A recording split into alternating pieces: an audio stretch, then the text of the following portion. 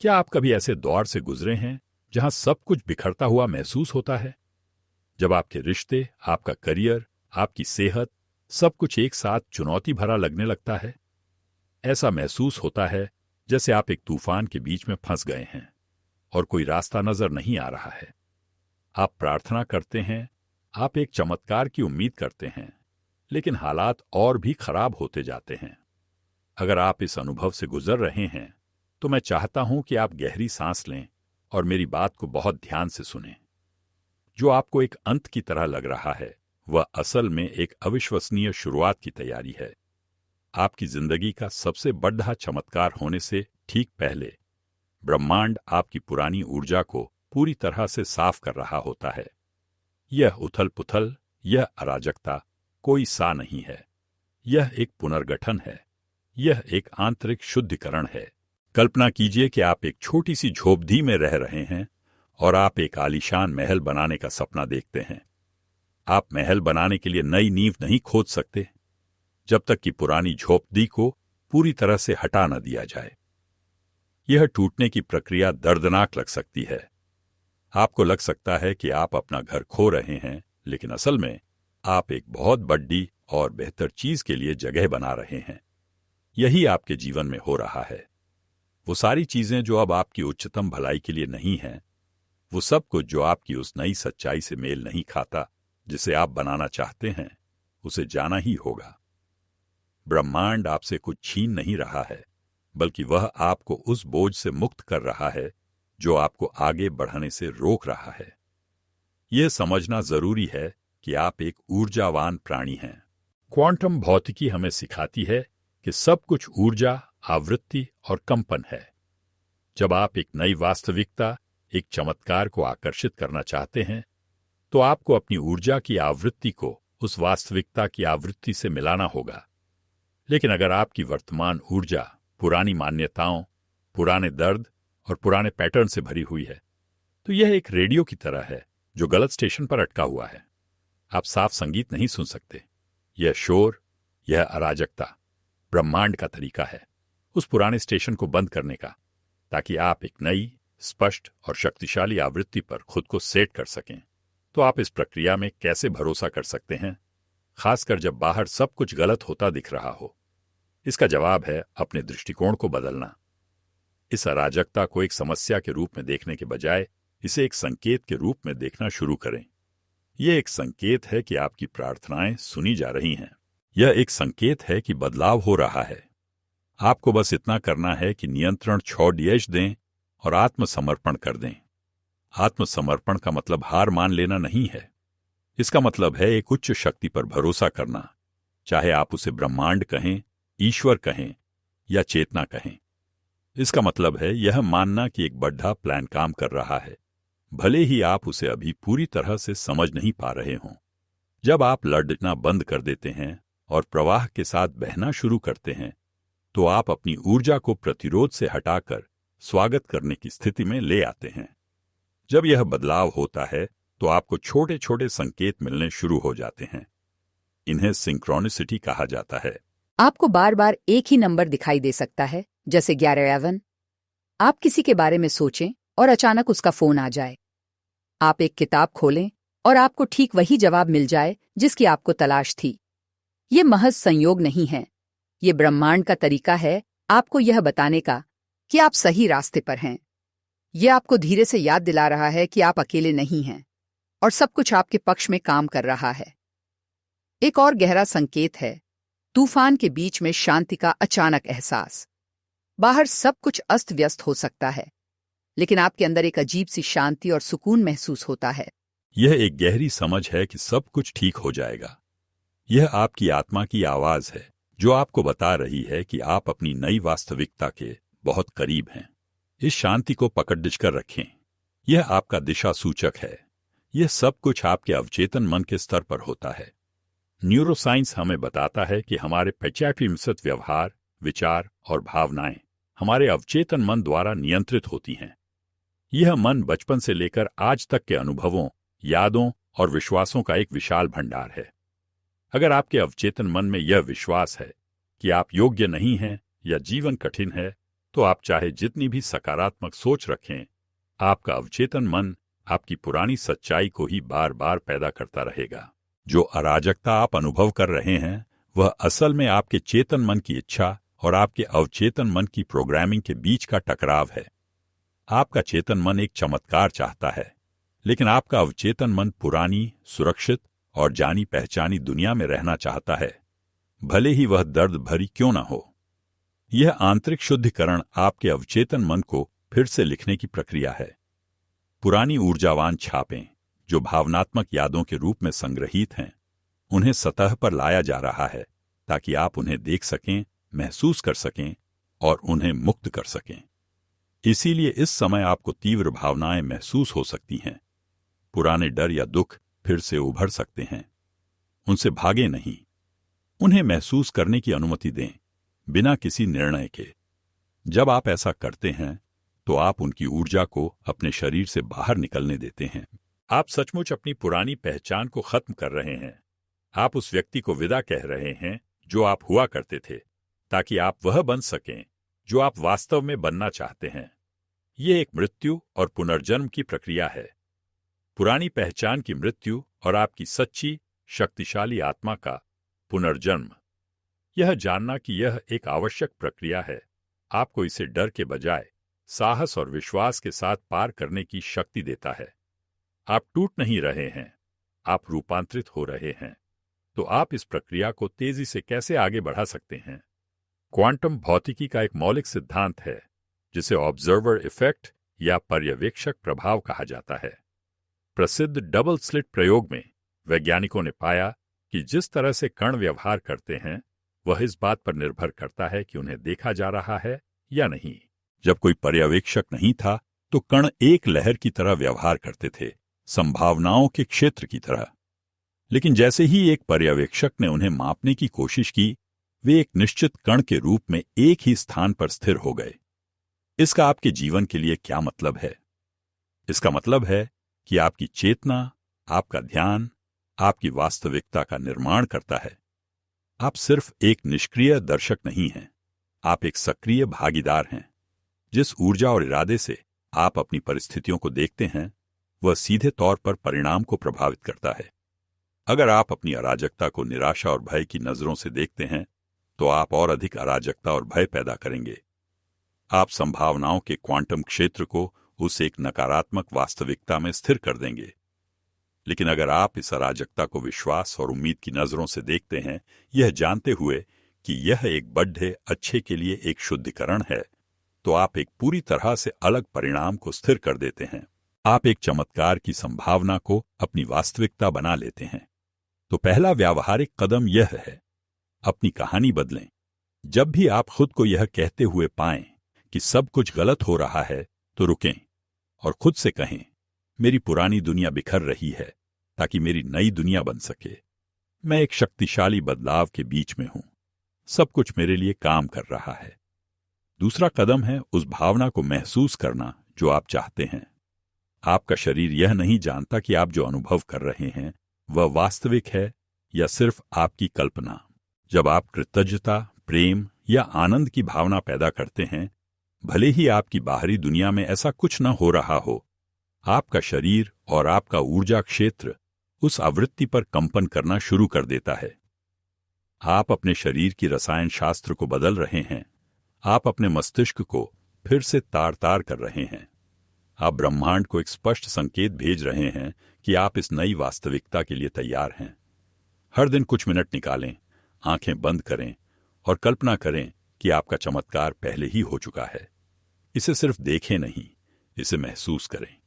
उस राहत, उस खुशी, उस शांति को अपने शरीर की हर कोशिका में महसूस करें। यह सिर्फ दिन में सपने देखना नहीं है, यह एक क्वांटम रचनात्मक प्रक्रिया है। आप भविष्य से एक भावना उधार ले रहे हैं और उसे वर्तमान में जी रहे हैं, जिससे आप उस भविष्य को अपनी ओर खींच रहे हैं। आइए इसे और गहराई से समझें। आपकी वास्तविकता आपके विचारों और भावनाओं के बीच की सुसंगतता या कोहेरेंस का प्रतिबिंब है। जब आपके विचार और भावनाएं एक सीध में होती हैं, तो आप एक शक्तिशाली विद्युत चुंबकीय संकेत भेजते हैं जो आपके जीवन में उन अनुभवों को आकर्षित करता है जो उस संकेत से मेल खाते हैं। जब आप कहते हैं कि आप अमीर बनना चाहते हैं, विचार, लेकिन आप कमी और अभाव महसूस करते हैं, भावना, तो आप एक असंगत या इनकोहेरेंट संकेत भेज रहे हैं। यह ब्रह्मांड को मिश्रित संदेश भेजने जैसा है। इस स्थिति में ब्रह्मांड हमेशा आपकी भावना पर प्रतिक्रिया करता है, क्योंकि भावना ऊर्जा का संचार है। यही कारण है कि अराजकता का दौर इतना शक्तिशाली होता है। यह आपको आपकी गहरी अवचेतन भावनाओं का सामना करने के लिए मजबूर करता है। यह उस असंगति को सतह पर लाता है। जब आप डर, क्रोध या दुख का अनुभव करते हैं, तो आप एक असंगत अवस्था में होते हैं। आपकी हृदय गति में भिन्नता अराजक हो जाती है और आपका मस्तिष्क तनाव हार्मोन छोड़ देता है। यह जीवित रहने की स्थिति है। इस स्थिति में आप केवल और अधिक जीवित रहने की स्थितियों का निर्माण कर सकते हैं। दूसरी ओर, जब आप कृतज्ञता, प्रेम और विश्वास जैसी ऊंची भावनाओं का अनुभव करते हैं, तो आपका हृदय एक सुसंगत, लयबद्ध पैटर्न में दौड़ सकता है।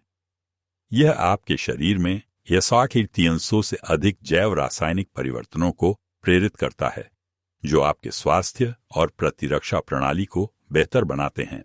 लेकिन इससे भी महत्वपूर्ण बात यह है कि यह एक शक्तिशाली, सुसंगत विद्युत चुंबकीय क्षेत्र बनाता है, जो आपके चारों ओर फैलता है।